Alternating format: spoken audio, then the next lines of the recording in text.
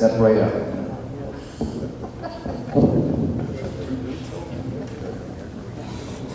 I think you should have it on your computers already, the presentation, PowerPoint, and with the audience, it'll be up front. So, once again, Excuse me, Brian. yes. We're going to stay up here instead of moving down, if that's okay, but could you just keep us on the same page, Ron? I'm moving on to page 2. Thank you. And they are numbered this year. So, in 2015-16, we provided home-to-school transportation. Home-to-school transportation for, we had 92 routes. We also transported 50 homeless students / foster students, which now is a really big thing, is foster students. It's become, for the next school year, it's becoming a major project in the county, in all counties in the state of Pennsylvania. We have 15 students that were transported as sister school students, 30 work studies routes, 9 late bus routes, 14 homework club routes. In the field trip area, we had 894 athletic contests or practices that we transported students for, 153 field trips, and 250 extracurricular or competition trips. That's real quick here, my math is 1,297 or somewhere around that trips that we did last school year for the students of Pennridge. We also had 29 summer school routes last year. On the money side of the presentation here, the budget, you'll see that we have only a 300 in those categories, account codes that are shown here. We have only a $358 increase in the vehicle operation service. We have a 0 increase. The reason our general supply code, account code this year shows such a drastic increase, the state has had us combine account codes, so those account codes went into the general fund, but you'll see the new equipment non-capital shows a negative for the increase, covering the increase that was shown in the general fund.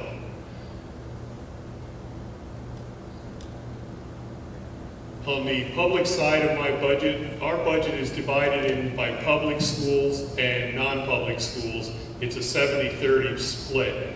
So in this category, again, you'll see where the general fund, the 610 account, the general supplies went up by $68,000. It's been reduced by the new equipment non-capital and replacement equipment non-capital by $65,750. It's not exactly equal, but when we get to the non-public, you'll see that one showed more in the decrease because it wasn't equaled out at the 70-30 split, but it is now. And then the gasoline is a little bit down, and the diesel. Those two numbers are not final. I can honestly tell you we have not finalized the cost of our fuels for next year yet. We are working, Carl Duke, my maintenance, lead maintenance guy, and myself are working closely with the consortium at Bucks County, and none of the fuels have been finalized as far as the fixed prices. We're still watching the market. We're hoping to do something in the next month or two to finalize it, and that's for our ultra low sulfur diesel, our gasoline, and it's also for Jeff's heating oil. None of those prices have been finalized as of yet. So it's pretty much a daily thing that we're looking at the market along with the IU, and we were in a meeting with them 2 weeks ago, Carl and I, and we plan on attending the meeting the end of March again to see if we can, as a consortium, agree to either freeze our pricing or move forward and just keep watching the market a little bit longer. So that's where we're at. In the public side, we're showing an increase of $34,948. The biggest portion of that is we're looking to have asked the board for permission to replace our service truck, one of our service trucks, and that is a $43,000 CoStar purchase if we do. This is a picture of the truck. It's a 1995, and it's having issues with the electrical system that could cost quite a bit to fix. And that's what we're asking is for your support on that. On the non-public side, we're going to be showing a negative $17,668.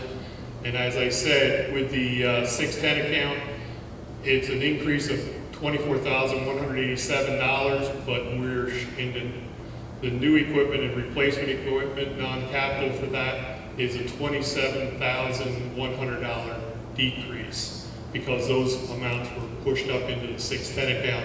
And the reason that is higher than the $24,000, that's the exact difference between what the other one was shorted. We had to balance it out to our 70-30 split. Somehow it was not correct. Overall, my budget for this coming year is increasing only by $13,220 or 0.6%. So that's with the purchase of the new service vehicle, the 12 buses that we probably will be able to purchase again with the $850,000, and that's where we're at with that. So the budget overall, I think this is a really good budget. It could come down more if the fuels drop drastically, or it may have to go back up because last year I did give back quite a bit of money out of fuels last year to help you guys, but as I said, if it goes up, you're going to have to give it back. Because we gotta have fuel to run the buses. So right now, we're still holding our own, and we did give back a little bit more in fuels this year. Okay, I'm going to move into the fleet update, and right now, as of March 1st, we currently have 78, 77, or 72 passenger buses, 148 passenger bus, 19 20 to 30 passenger buses, 13 wheelchair buses, and 12 vans in our inventory. The usage of those vehicles, we have 92 daily routes that we run. We have 17 spares. One of our vehicles is designated for the mail delivery in the district. We have 9 sports vehicles, 2 vehicles that are used for training, and we have 2 buses that are definitely out of service and not worth fixing. The one will disappear when the 6 remaining buses arrive that we already purchased, and the other one is one that will disappear next year in the process. On the next page, page 11, this is a comparison of the age of the fleet based on last year's presentation in May that I did and the current presentation. Last year we had 32 vehicles that were 15 to 19 years old. This year we're down to 30. In the range of 10 to 14 years old, we had 35 last year. Now we're down to 23 in that age. In the age of 5 to 9, we had 32. We're up to 38. And in the range of new to 4 years, we only had 26. We're at 32. Our average age of our fleet has decreased. It's coming down. Last year we were at 53.6% of our fleet was over the age of 10, and this year we're down to 37.4%. So the plan that I put in place last year and presented to you to bring the age of the fleet down is working. We are getting 13 new vehicles this year, which is, we have 6 already in. The 672 passengers were put into service the 1st of February. We have 6 more 30 passenger buses coming. They should be here the first week of April, and those should be in service within about 2 weeks. Well, actually, they'll go into service probably within a week. And we have 1 6-passenger van that we're buying through CoStars, and that should be here sometime in April. We don't have a definite date yet on that. As far as the mileage of our fleet, we have 17 buses with less than 50,000 miles. We have 21 that have 50 to 100,000 miles, 23 with 100 to 150,000, 29 with 150 to 200,000. We have 26 with 200 to 250, and we still have 7 that are over 250,000 miles that most of those are still hitting the road every day. I do have to say that the maintenance staff that we have over there does a fantastic job keeping these buses on the road, and we never are short buses as far as, because they do make sure that they hit the road so they're not sitting and we're not out of buses. This is a picture of one that will be going out next year, we'll be getting rid of. It's one of our oldest, it's a 1999 International, and it has 202,000 miles. It's a bus that it's in the spares, so mileage isn't increasing every year yet, but it will be disappearing. This is a picture of a bus with only 2,000 miles, a 2018 that we just put into service this school year.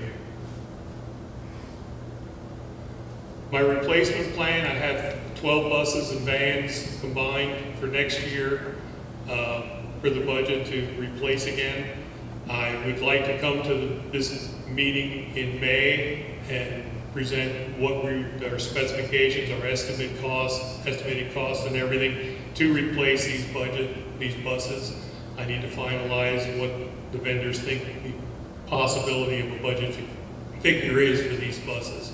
Right now, my estimated value of this here is $849,000, but normally I can get, those are budget figures, and it should come in like it does the last 2 years, a little bit under. So that's what we're still hoping. So we'll finalize that number, come to the board in May for the facilities or the finance committee, I think it's facilities, and then the end of May we'll be looking for permission from the full board to go to bid in June, and we'll be back to the board in July with our figures for approval, or in June for the approval. It depends on, I think it's July, it will end up being with delivery sometime during the next school year. It seems like us going out at this time, as early as we do, more so than when districts go out to bid for delivery in July and August, we do save money.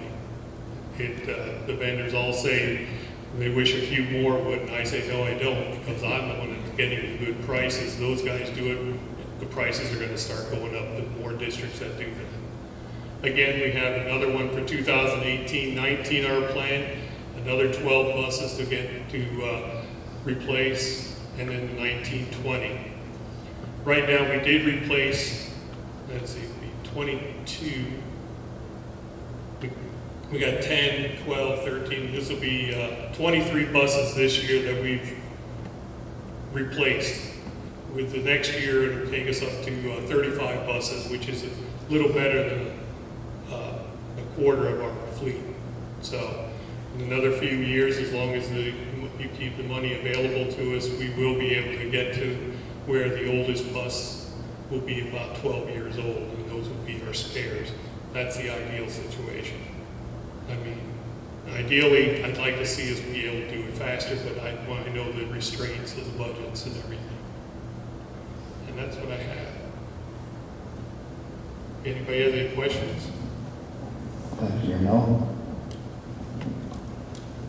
Yes, Mr. Geiger.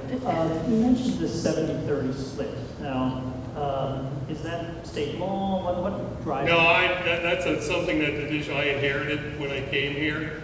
It's the split it would make my budget a lot easier if I didn't have to, but I don't know, Sean, is that something that's required by the state to show it as a public and non-public cost? Yes, it is required to show the cost as public and non-public. Yeah, and that's why that is in there like that. Because that doesn't reflect the number of students we transport. I realize that the distance that we transport our non-public students often is greater because we go at least 10 miles outside of the border. Yeah, the most we go for the non-pubs is 10 miles outside our boundaries, yes, sir. You asked a question earlier mentioned about the cameras in buses. My estimate on that is about 320 cameras are in our school buses currently. And the principals love them. They've been a big help. They've been a real big help for them. Any other questions? I think you've done a really nice job. Thank you. Continue to do a great job. This is pretty amazing. Come in at $13,000 higher and added a vehicle. So really well, I mean, shocking. So thank you. Well, we do our best over there, and I attribute a lot of that to the staff that I have there. If you don't mind, I'm going to go and get some sleep.